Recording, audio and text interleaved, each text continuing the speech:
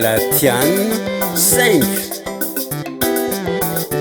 19 jusqu'à 25. Soratra masina, soratra masina, soratra masina.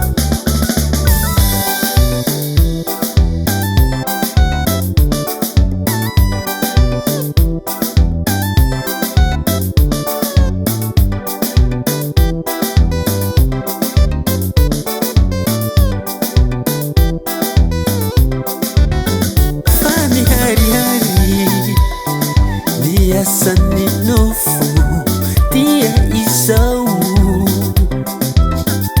fizangazangana fahalutuana fijejujejuana fanumpantsampi fanaovana odratsy.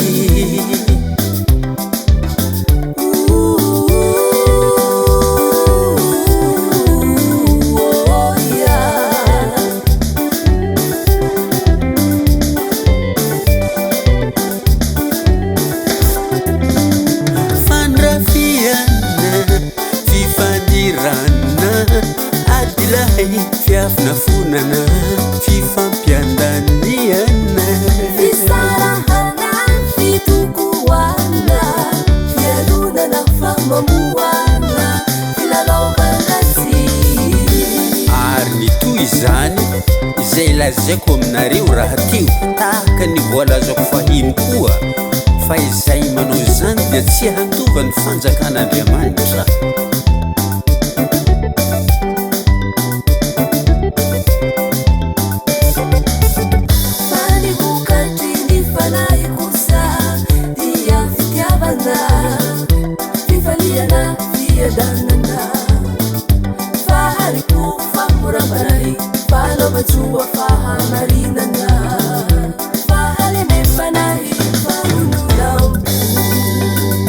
Tsy misy lalàna manohitra izany eo amin'Andriamanitra.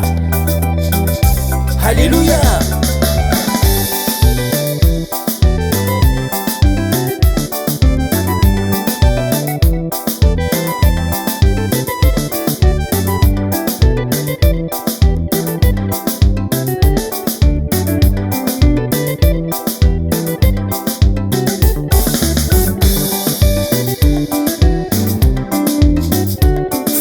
Soratra hoe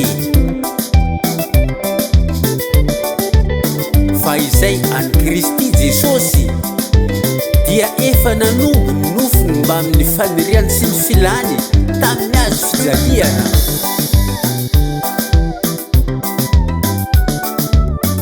Raha velo ny fanahy isika dia okandeha araky ny fanahy.